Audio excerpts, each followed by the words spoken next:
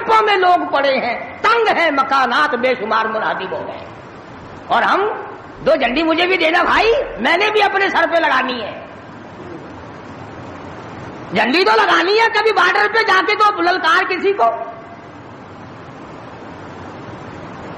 ادھر atom bomb بن رہے ہیں، ادھر مسلمانوں کے گلوں پہ چھرے چل رہے ہیں، ہم رنگ برنگی جھنڈیوں کے پیچھے پھر رہے ہیں. سال میں 4 موقع بنا دیے قوم کو کھلانے کے، تماشا دکھانے کے کہ تم اسی دھندے میں لگے رہو.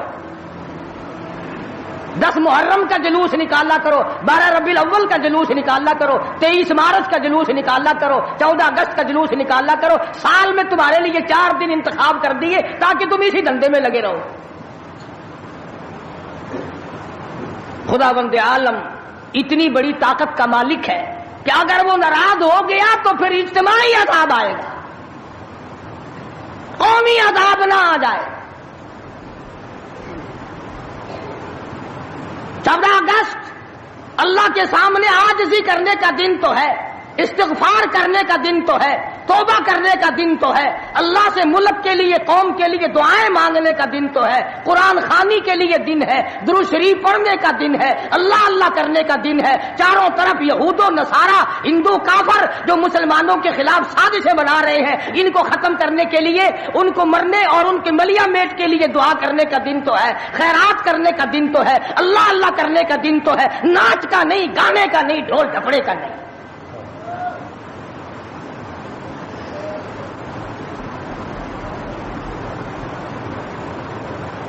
ترقی اس کا نام نہیں کہ فلاں جگہ اونٹوں کی دوڑ ہو گئی، فلاں جگہ گھوڑوں کی دوڑ ہو گئی، فلاں جگہ لوگوں کی دوڑ ہو گئی اور فلاں جگہ چھوکروں کی دوڑ ہو گئی. ترقی کے اور بڑے راستے کچھ کر کے دکھاؤ. اللہ پاک جل شانہ نے اعلان کر دیا، قال ساربکم ان یہلک عدوکم وَيَسْتَخْلِفَكُمْ فِي الْأَرْضِ فَيَنْظُرَ كَيْفَ تَعْمَلُونَ. اللہ پاک فرماتے ہیں تم یوں نہ سمجھا کرو کہ تم تخت پہ بیٹھ گئے تو مجھ سے چھپ گئے.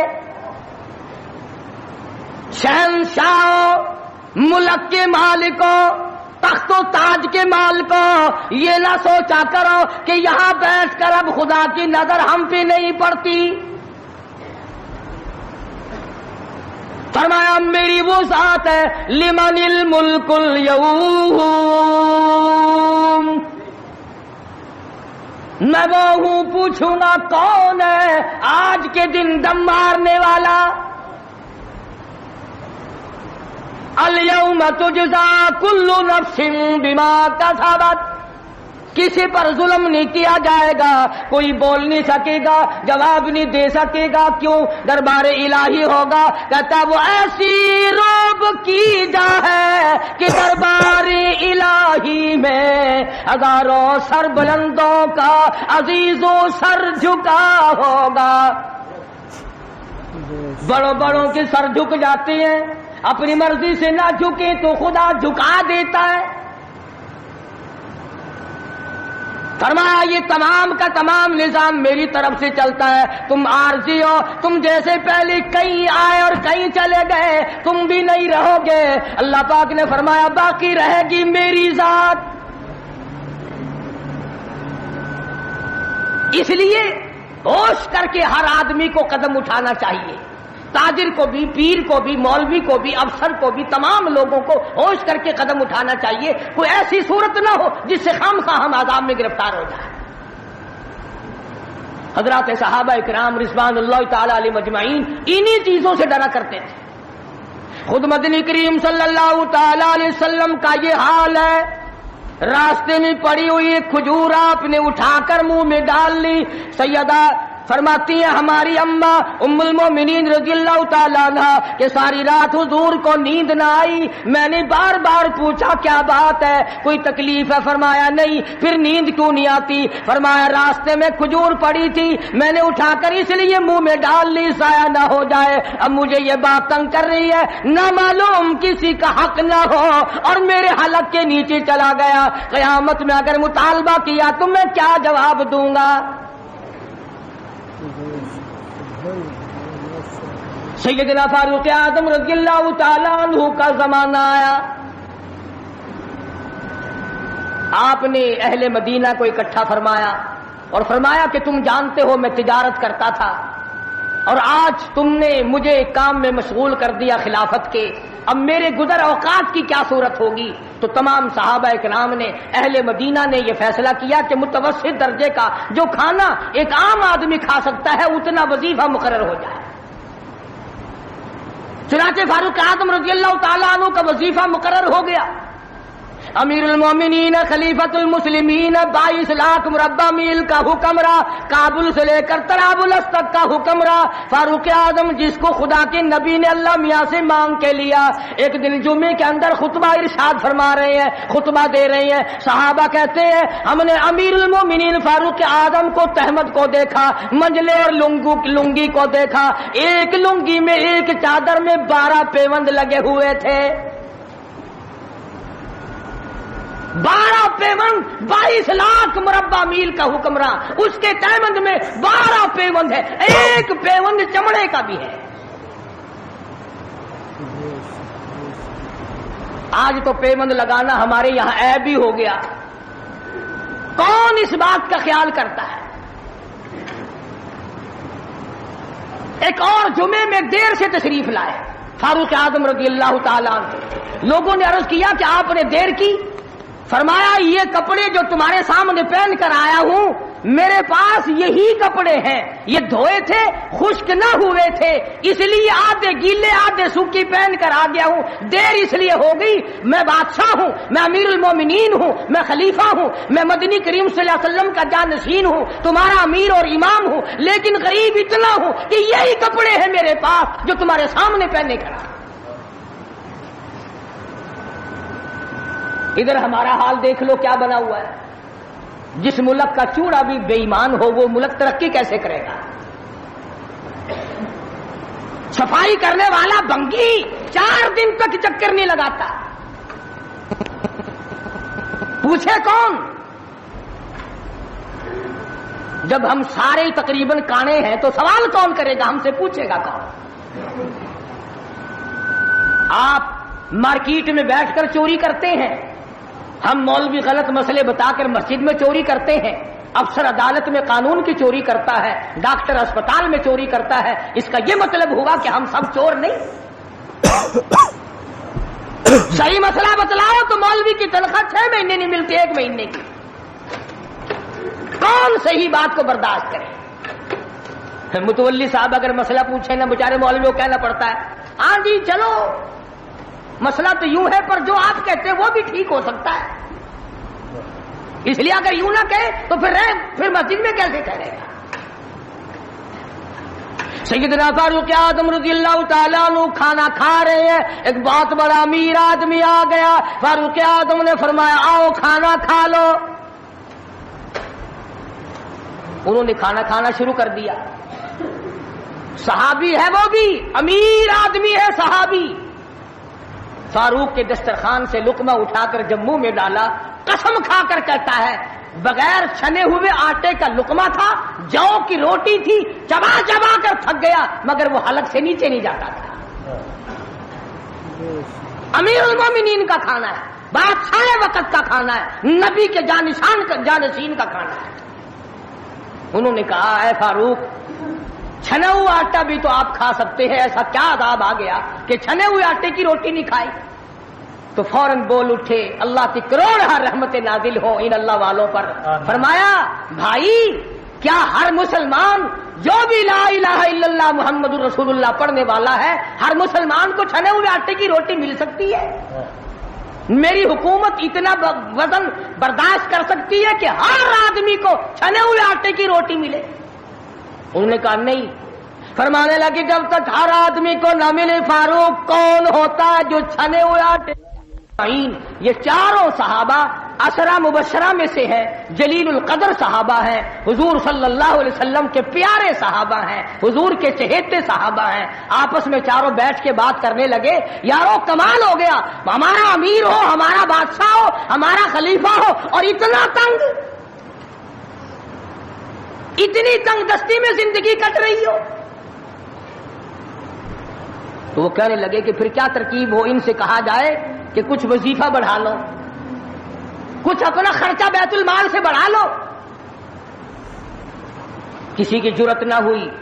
ایک صحابی نے مشورہ دیا کہ یوں کرو، سیدہ حفصہ رضی اللہ تعالی عنہا فاروق اعظم کی بیٹی ہیں اور محمد عربی سب کہہ دو صلی اللہ علیہ وسلم کی گھر والی ہے، ان سے جا کر درخواست کرو، بیٹی اپنے ابا سے کہے گی شاید بات بن جائے، یعنی فائدہ بھی فاروق کا ہو، مطلب کی بات بھی فاروق اعظم کی ہو، مگر کہنے کو کوئی تیار نہیں، اتنا ڈر ہے کہ یہ اپنے مطلب کی بھی نہیں سنے گا۔ آج کل تو ہمیں بنا کے لانے پڑتے ہیں کہ پہلے ہمیں کوئی مولانا کہنے والا ملے، فلاں صاحب کہنے والا ملے، شاہ صاحب کہنے والا ملے، 7 چمچے لے جانے پڑتے ہیں۔ فاروق اعظم رضی اللہ تعالیٰ عنہ اپنی لگتے جگر سیدہ حفصہ رضی اللہ تعالیٰ عنہ سے ملاقات کے لیے گئے۔ حضرت حفصہ رضی اللہ تعالیٰ عنہ نے عرض کر دیا، ابا جان یہ کیا حالت بنا رکھی ہے، یا یہ کیا پریشانی کی حالت ہے، یہ کیا تنگی کی حالت ہے، آپ کچھ وظیفہ بڑھا لیں، آپ کچھ اپنا خرچہ بڑھا لیں، اس لیے کہ مسلمان لوگ اس حالت کو دیکھنے کے لیے تیار نہیں۔ اب تو کہہ دینا چاہیے تھا کہ بھی جو کچھ وہ بڑھانا چاہیں بڑھا دیں، تنگ تو میں واقعی ہوں۔ فرمایا اے حفصہ تو ان لوگوں کے نام بتا جو تیرے پاس فرمائش کرنے آئے تھے، اور فرمایا سب سے پہلے او حفصہ او میری لگتے جگر، اے میری بیٹی تیرے سامنے زندگی گزری ہے محمد عربی صلی اللہ تعالی علیہ وسلم کی، تو حضور اکرم صلی اللہ علیہ وسلم کا کھانا بتا۔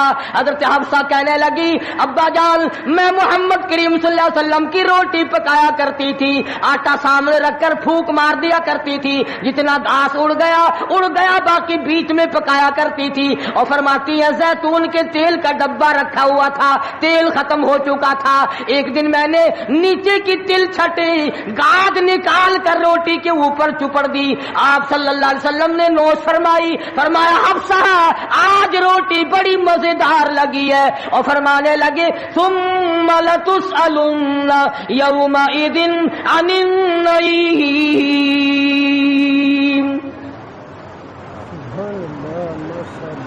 فاروق اعظم رضی اللہ تعالیٰ عنہ فرمانے لگے اے حفصہ میرے تیرے نبی نے، میرے تیرے محبوب نے دنیا میں یہ کھانا کھایا ہو اور میں ان سے الگ کھانا تلاش کروں، میری ان کی ملاقات کیسے ہوگی؟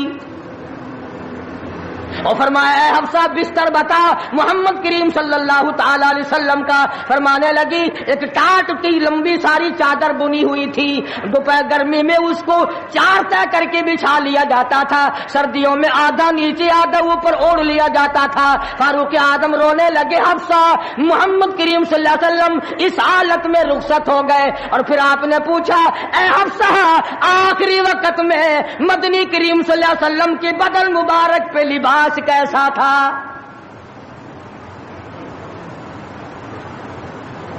وہاں لباس کی حالت، کھانے کی حالت یہ ہے، یہاں بنگلوں کی گنتی نہیں، کوٹھیوں کی گنتی نہیں، اور یہ نہیں سوچتے اگر عذاب آ گیا تو یہ بنگلے یہ کوٹھیاں نہیں بچا سکیں گی، یہ رشوت بٹور کر کے محل بنانا یہ تو کبھی بھی کام نہیں آئے۔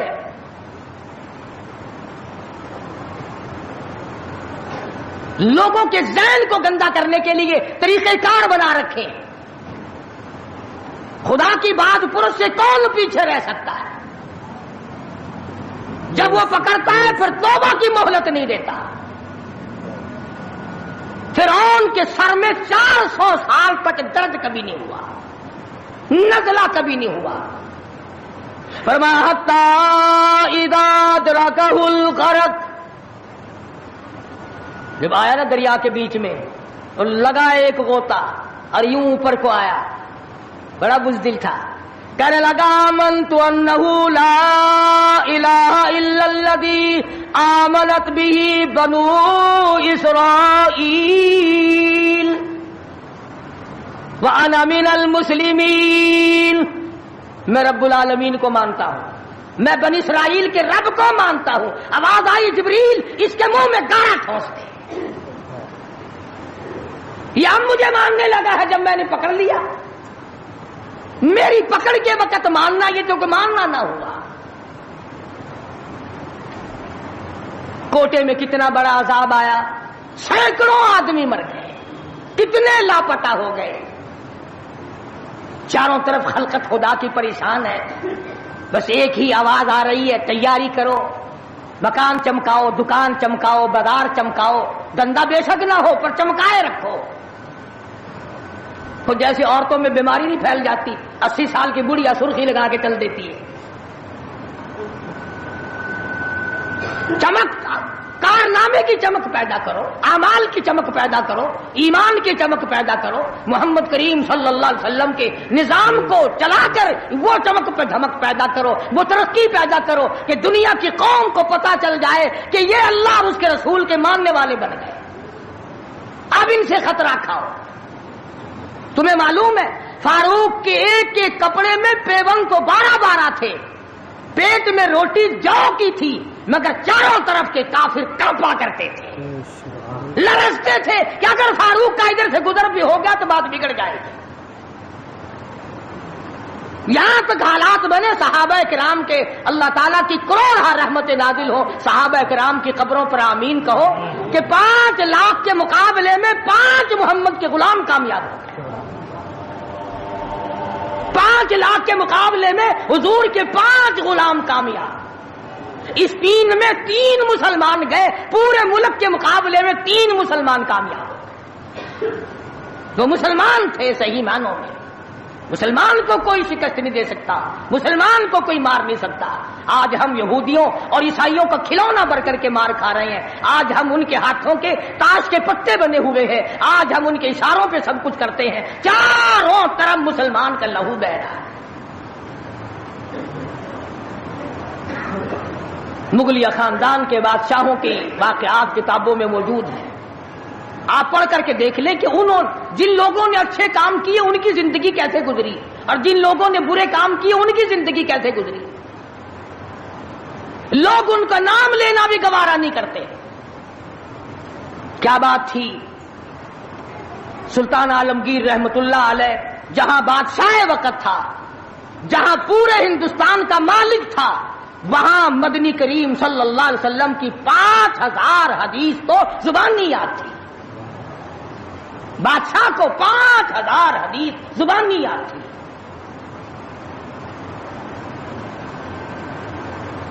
سلطان صلاح الدین خلجی رحمہ اللہ بادشاہ گزرا ہے. ہمارے یہاں عربی مدارس میں ہدایہ کتاب پڑھائی جاتی ہے 2 سال میں, پڑھنی آتی ہے, سمجھی تو کیا جائے گی. سلطان صلاح الدین خلجی بادشاہ ہو کر مکمل ہدایہ زبانی یاد تھا, زبانی یاد تھا. عالمگیر بادشاہ کی فوج کا جو کمانڈر تھا وہ اتنا بڑا عالم تھا کہ آج بھی شرح عقائد وغیرہ اور امور عامہ اور میر زاہد وغیرہ جو کتابیں ہیں منطق کی اور طرح طرح کی, یہ تمام عالمگیر کی فوج کے کمانڈر کی لکھی ہوئی ہیں. اللہ والے تھے. اور حد یہاں تک ہو گئی کہ مغلیہ خاندان کی ایک لڑکی ہے سلیمہ سلطانہ, اس نے قرآن مجید کی ترجمے کی تفسیر کی کتاب مانگی. ملا عبد القادر بدایونی انچارج ہے کتب خانے کا, کتاب گم ہو گئی تو لڑکی نے باپ سے لڑ کر جائیداد ضبط کرا دی کہ قرآن کی تفسیر کی کتاب کتب خانے سے کیوں گم ہوئی. اتنا بڑا علم کا قدر تھا لوگوں کے دلوں میں. اور محمد کریم صلی اللہ علیہ وسلم کے دین کو لوگ بادشاہ مانا کرتے تھے, وزیر مانتے تھے, سفیر مانتے تھے, درویش و قلندر مانتے تھے. عوام کے تمام جذبات جو تھے وہ اسلام کے صحیح احساسات کے مطابق تھے. تو میں عرض کر رہا تھا, یہ کسی کا گلہ نہیں, یہ کسی کا شکوہ نہیں, کسی کو گالیاں دینا مقصود نہیں. اگر اتنی بات کہہ دوں تو کوئی بیجا نہ ہوگا کہ حرف آئے نہ کہیں, حرف آئے نہ کہیں ان کی مسیحائی پر, حرف آئے نہ کہیں ان کی مسیحائی پر. اور درد اتنا تو نہ تھا تیری دوا سے پہلے, یہ تو بہت زیادہ کڑوی ثابت ہوئی تیری دوا. یہ تو پہلے درد سے بھی زیادہ درد ہو گیا, تو نے یہ کیسی دوا پلا دی. اور بڑا عجیب شعر یاد آیا, فرق ہے تیرا میرا فرق یہ کہتا کہ تیرا پیام اور ہے میرا پیام اور ہے، تیرا پیام اور ہے میرا پیام اور ہے، عشق کے درد مند کا طرز کلام اور ہے، دیوانوں کی باتیں اور ہیں، تمہارا طرز زندگی اور ہے۔ ہم نے صحابہ سے طرز زندگی سیکھا، ہم نے محمد عربی صلی اللہ علیہ وسلم سے طرز زندگی سیکھا، ہم نے عمر بن عبدالعزیز سے طرز زندگی سیکھا، ہم نے سلطان عالمگیر سے سیکھا، سلطان صلاح الدین خلجی سے سیکھا، ہم نے شمس الدین التمش سے سیکھا، تم نے طرز زندگی انگریز سے سیکھا۔ کب تک انگریز کے ترقی کے وارث بنو گے؟ انگریز کا لعنتی قانون کیوں پیارا لگتا ہے؟ وہی رسم و رواج، وہی طریقہ کار، کچھ کم تو ہوگی، ورنہ اب بھی کئی لوگ گلے میں پھانسی لٹکا کے چلتے ہیں اور فخریہ انداز میں چلتے ہیں کہ میرے گلے میں پھانسی لٹکی ہوئی ہے۔ جو لباس یہودی کا ہے، جو لباس ایک عیسائی کافر کا ہے، وہ مسلمان کے لیے زیب نہیں، کامیابی کا ضامن نہیں ہو سکتا۔ 4 دن نماز کا مذاق اڑایا گیا تھا 2 سال پہلے، دفتروں میں صفیں بچی، لوٹے آئے، یار لوگ اٹھ کے چائے کے لیے جانے لگ گئے، ارے بھی آؤ نا نماز پڑھو، انہوں نے کہا یار تم پڑھو ہم ابھی آتے ہیں۔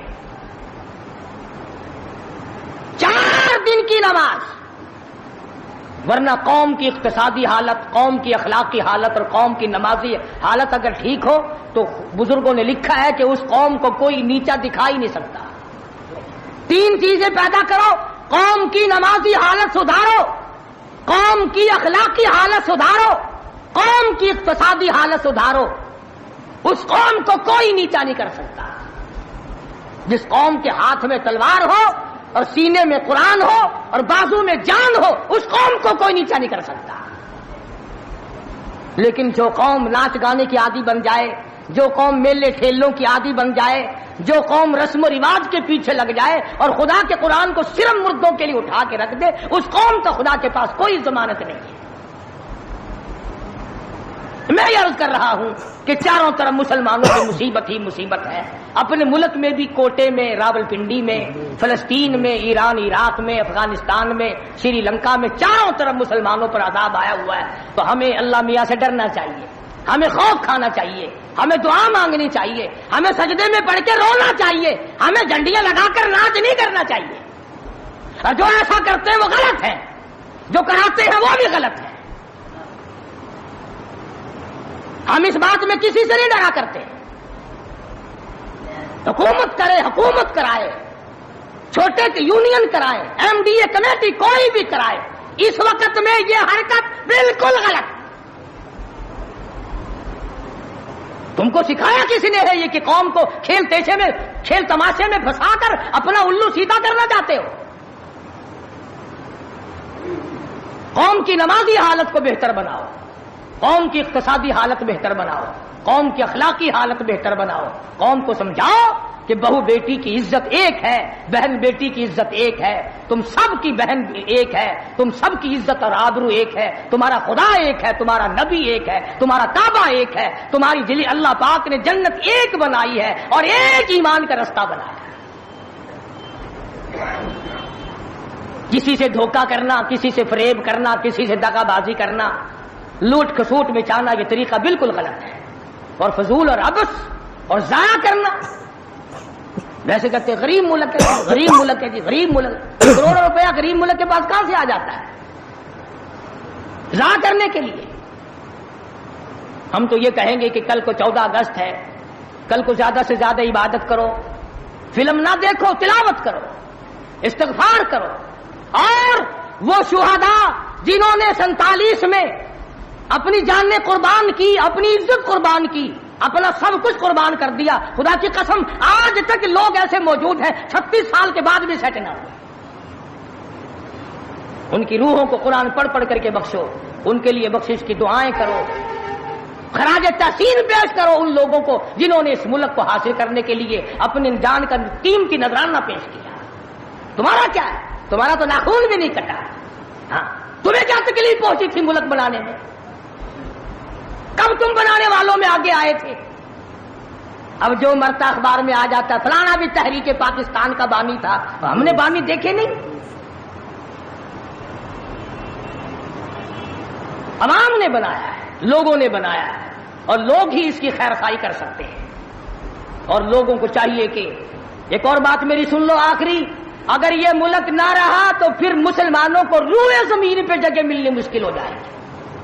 جغرافیائی حیثیت سے اس کا محل وقوع ایسا ہے کہ یہ مسلمانوں کے پاس رہا تو چاروں طرف کے مسلمانوں کو سانس آئے گا، اور یہ بچے گا خدا کے قرآن کے صدقے میں، یہ بچے گا نبی کے لائے ہوئے فرمان کے صدقے میں۔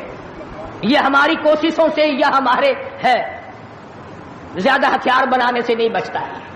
تو اس لیے قرآن مجید کو جگہ دو، اسلام اور ایمان کو جگہ دو، قرآن کا جھنڈا بلند کرو، ایمان کا جھنڈا بلند کرو۔ آؤ 14 اگست کو مل کر سب دعا کریں کہ ہم آئندہ جھوٹ نہیں بولیں گے، ہم آئندہ رشوت نہیں لیں گے، ہم آئندہ کسی سے دغا نہیں کریں گے، ہم کم نہیں تولیں گے، ہم کم نہیں ناپیں گے، ہم ملاوٹ نہیں کریں گے، ہم غلط مسئلے بتا کر لوگوں کے ایمان کا بیڑا غرق نہیں کریں گے۔ پھر تو ہمارے لیے یہ بڑا بہترین دن ہے۔ اور اگر ہم ان تمام چیزوں میں سے کچھ بھی چھوڑنے کو تیار نہیں، پھر اس دن کی کوئی حیثیت نہیں، پھر کھیل تماشے کا دن ہے اور کچھ نہیں۔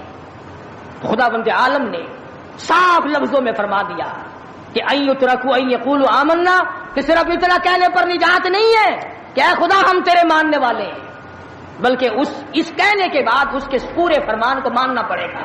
شکل حضور کے فرمان کے مطابق نبی کی شکل کے ساتھ شکل ملانی پڑے گی، نبی کے لباس کے ساتھ لباس ملانا پڑے گا، نبی کے لائے ہوئے قرآن کو دل و دماغ میں، گھر معاشرے میں، محلے اور کچہری میں جگہ دینی پڑے گی۔ یہ کوئی طریقہ نہیں کہ آپ کے پیچھے سارے کام یہودیوں والے، عیسائیوں والے، جب کوئی مر جائے تو سارے مسلمان لاؤ قرآن پڑھو، قرآن پڑھو، قرآن پڑھو۔ تو قرآن بھی کہتا تو ہوگا کہ مرے بغیر میرا بھی کہیں ٹھکانہ ہی نہیں، جب کوئی مر جائے تو پھر راستہ ملتا ہے۔ تو ایسی صورت میں ہم مسلمانوں کو بڑا سوچ کے چلنا چاہیے۔ مسلمانوں اپنی تاریخ پڑھا کرو، احمد شاہ ابدالی کی تاریخ پڑھو، شہدائے بالاکوٹ کی تاریخ پڑھو، مغلیہ خاندان کے بہادروں کی تاریخ پڑھو کہ وہ کیسے لوگ تھے، عمر بن عبدالعزیز کی تاریخ پڑھو، سیدنا خالد بن ولید کی تاریخ پڑھو، سیدنا امام حسین رضی اللہ تعالیٰ عنہ کی تاریخ پڑھو، حضرت علی رضی اللہ تعالیٰ عنہ کی تاریخ پڑھو۔ ہمارے جو اسلاف تھے وہ بہت کچھ تھے، اور خدا کی قسم دنیا نے ان کو مانا ہے۔ تم بھی مان جاؤ کامیاب ہو جاؤ گے۔ پوری دنیا نے ان کو، جنہوں نے ان کی اقتدا نہیں کی انہوں نے بھی مانا کہ صحیح یہ تھے، ہم غلطی پہ تھے۔ تو اگر ہم مان لیں گے تو الحمدللہ ہم کو بھی اللہ پاک کامیاب فرما دیں گے۔ تو میں نے یہ کچھ بغیر تیاری کے عرض کر دیا۔ جن لوگوں کو زیادہ شوق ہو 14 اگست کی کیسٹ سننے کا، پچھلے سال میں نے بہت کچھ بیان کر دیا تھا، یہاں بچوں کے پاس باہر 14 اگست کی کیسٹ بھی میں نے بھی پوچھا تھا۔ جس کو زیادہ شوق ہو 14 اگست کی کیسٹ سننے کا وہ یہاں باہر سے لیتا جائے اور سوچ لے اور سمجھ لے اور یاد کر لے کہ پاکستان کیسے بنا، کن لوگوں نے بنایا، کون لوگ تھے بنانے والے۔ پاکستان بنانے والے یہ نہیں، جن کے سروں پہ ٹوپ رکھے ہوئے ہیں یہ کہاں تھے بنانے والے؟ یہ جو آکڑے ہوئے پجامے پہننے پھرتے ہیں انہوں نے کب بنایا؟ ہم تمام کے تمام لوگ جب اللہ پاک کی حضور میں دعا کریں گے اللہ پاک مسلمان کی سنتا ہے۔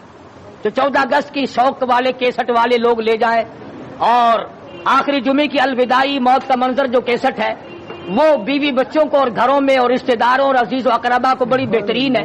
اللہ پاک ہدایت کے اسباب پیدا کر دے۔ اگر تیری کوشش سے ایک بیٹی کو نماز کی توفیق ہو گئی، خدا کی قسم کروڑوں روپیہ مل جائے تو اتنا کامیاب نہیں ہوتا۔ کیا جل گیا؟ اللہ تبارک و تعالی ہم سب کا حامی و ناصر ہو اور ساری مسلمان قوم کا پوری دنیا میں نگہبان اور محافظ بن جائے۔ وآخر دعوان الحمدللہ رب العالمین۔ اللہم صلی وسلم وبارک علی سیدنا مولانا محمد النبی الامی الہاشمی وعلی آلہ واصحابہ برۃ الکرام۔ پروردگار عالم پاکستان کو صحیح معنوں میں پاکستان بنا، الہ العالمین اس ملک کو استحکام نصیب فرما۔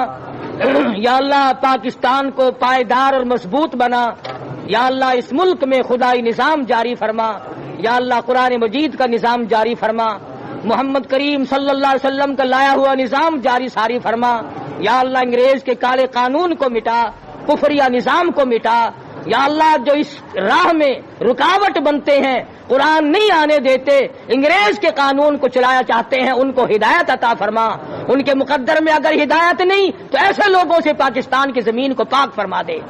الہ العالمین پاکستان کو چوروں سے بچا، رشوت خاروں سے بچا۔ یا اللہ، جو پاکستان کو تباہ کرنا چاہتے ہیں تو ان کو برباد کر دے۔ یا اللہ، پوری دنیا کے مسلمانوں کی غیب سے نصرت فرما۔ یا اللہ، فلسطین کے مسلمانوں کی غیب سے اعانت فرما۔ یا اللہ، وہ مظلوم مسلمان ہر طرف سے گھرے ہوئے پریشان ہے، خداوندہ رحم فرما، ان سب پہ کرم فرما، افغانستان کے مجاہدین کو کامیاب فرما۔ یا اللہ، یہ ایران عراق جھگڑا مسلمانوں کا آپس میں خواہ اٹھا ہوا، ان کو ہدایت عطا فرما، ان کو سمجھ عطا فرما۔ یا اللہ، پوری دنیا کے مسلمانوں کی جان، مال، عزت، آبرو اور ایمان کی حفاظت فرما۔ یا اللہ، سب بیماروں کو شفا عطا فرما۔ کئیوں نے کہا جو بستیوں میں قریب بیمار ہیں، یا اللہ سب کو شفا عطا فرما۔